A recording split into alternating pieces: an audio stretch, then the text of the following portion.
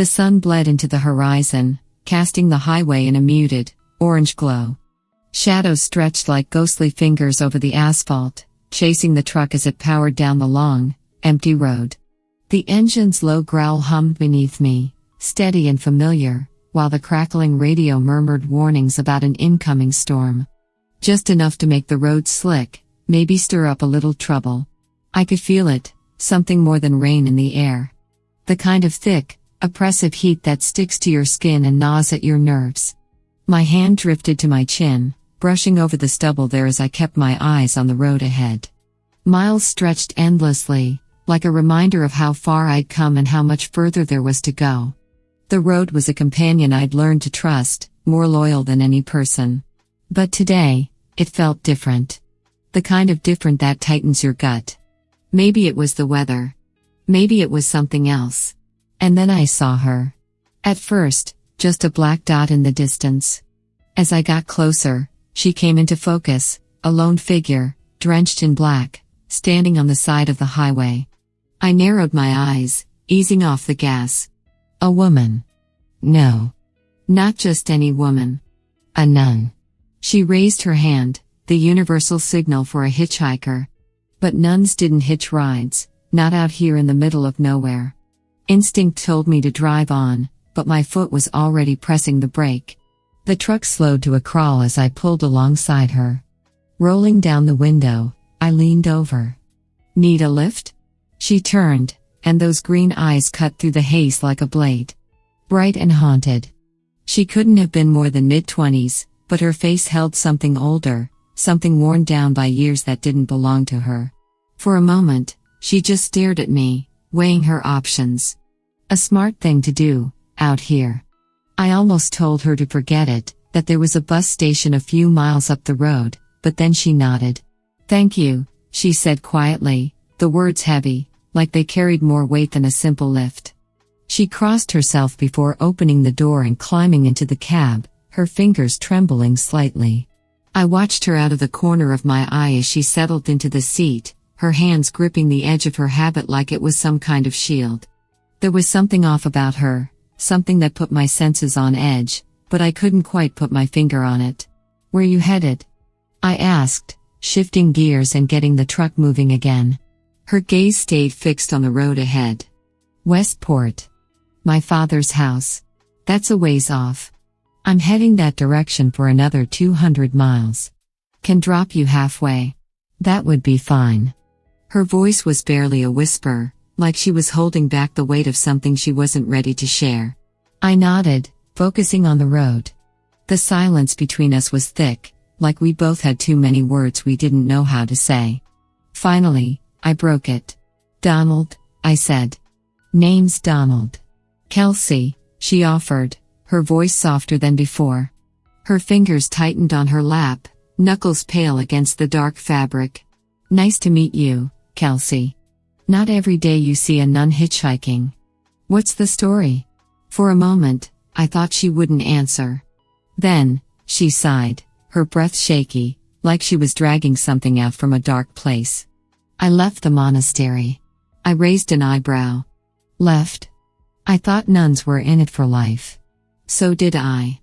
Her eyes flicked to the window, watching the storm clouds build. But my father's dying. Sorry to hear that. I glanced at her again. There was more to this, I could feel it. You close with him? Her silence stretched on until I thought she wouldn't respond. Then, her voice cracked, barely audible over the rumble of the engine. We haven't spoken in years. My chest tightened. Whatever had torn them apart wasn't small. And now you're going back? She nodded, her grip on her habit tightening. I need to make things right. Before it's too late. The way she said it, like an apology hanging in the air, set my nerves on edge. This wasn't just about a dying father. This was a woman running from something darker, something that still had its claws in her. You're doing the right thing, I said, trying to ease the tension, though it felt like we were both standing on the edge of something we couldn't see. She didn't respond, her eyes glassy with unshed tears. Then, after a long pause, she spoke again. He didn't believe me. I frowned. Didn't believe you about what? Her hands trembled, the storm brewing outside nothing compared to the one raging inside her. After my mother died, my father married again. Evelyn. The name was poison on her lips. She had a son, Arthur. He hurt me. Tried to do things. A surge of anger shot through me, tightening my grip on the wheel. Did you tell your father? I did. Her voice was thick with pain. But he didn't believe me. Said I was trying to ruin his new marriage. He chose them over me.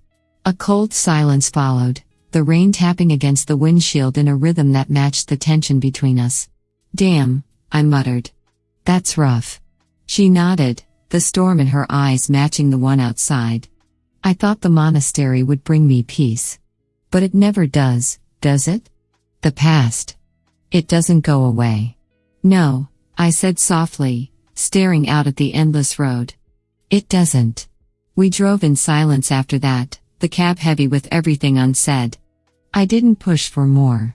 There was no need. We were two people with enough ghosts between us to fill the truck. You don't have to face this alone, I said finally. I can stick around, make sure everything's all right when you get there. Kelsey turned to me, her green eyes searching mine. Why? I shrugged, keeping my tone casual. Sometimes people need backup. For the first time, she smiled, small, fleeting, but real. Thank you, Donald, she said, her voice softer than before. I didn't expect kindness. I offered a small smile back. We're all strangers until we're not. The rain picked up, but the storm in the cab had eased, at least for now. Still, the feeling gnawing at my gut told me that this ride wasn't over. Not by a long shot. The mansion loomed ahead, half shrouded by towering oak trees that swayed under the weight of the approaching storm. Beside me, Kelsey sat rigid, her fingers twisted together in her lap, knuckles white. The closer we got, the heavier the air felt, as if the very ground beneath us was holding its breath. The house was grand in the way old money can afford, massive wings sprawled outward, ivy creeping up its weathered stone facade. But there was something else, too. Something darker. It wasn't just the storm clouds rolling in above or the bitter winds snaking through the trees. It was the way the mansion stood, almost as though it was waiting. Are you sure you want to do this? I asked, keeping my eyes on the long gravel drive, my voice low, careful. She nodded, but it wasn't the nod of someone at peace. Her jaw clenched. I have to, she whispered, voice tight. It's the only way. The only way. Her words hung in the air like a premonition. Whatever lay behind those towering oak doors wasn't just family business, it was something older, colder, and a hell of a lot more dangerous. I pulled the truck to a stop, the massive doors of the house casting shadows that felt like they could swallow us whole. The wind picked up, hissing through the trees as I killed the engine. For a moment, we sat in silence, the air between us thick with tension. Kelsey, I said quietly, turning to her, you don't have to face this alone. She met my gaze, her green eyes clouded with fear, but a grim determination cut through it. Yes, I do, she breathed. But I'd appreciate it if you came with me. I nodded, pushing open the door. Gravel crunched under my boots as I moved around to her side. Kelsey hesitated for a heartbeat before stepping out into the cold air, the wind whipping her hair across her face. We climbed the steps together, each footfall heavy with the weight of what lay inside. The brass knocker, shaped like a lion's head, glinted dully in the fading light. She hesitated, her hand trembling just inches from it. You're stronger than whatever's behind that door, I murmured. She sucked in a shaky breath and brought the knocker down. The sound echoed like the toll of a bell, a death knell reverberating through the hollow walls. After what felt like an eternity, the door creaked open, revealing Evelyn. Tall, poised, and impeccably dressed, she stood in the entryway like she owned the world, her smile as cold as the wind at our backs. Kelsey, she said, her voice dripping with false warmth. How unexpected. We thought you were gone for good. Kelsey stiffened beside me. I'm here to see my father, she said, her voice low but steady. Evelyn's smile never wavered, but her eyes sharpened, cold and calculating. "He's resting," she said smoothly. "Doctor's orders. He needs his strength." "I don't care what the doctor said.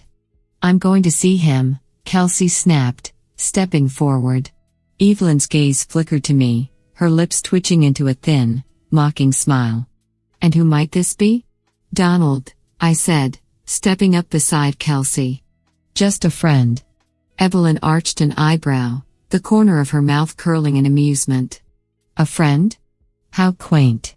Before Kelsey could respond, a voice called out from somewhere deeper in the house, frail but unmistakable.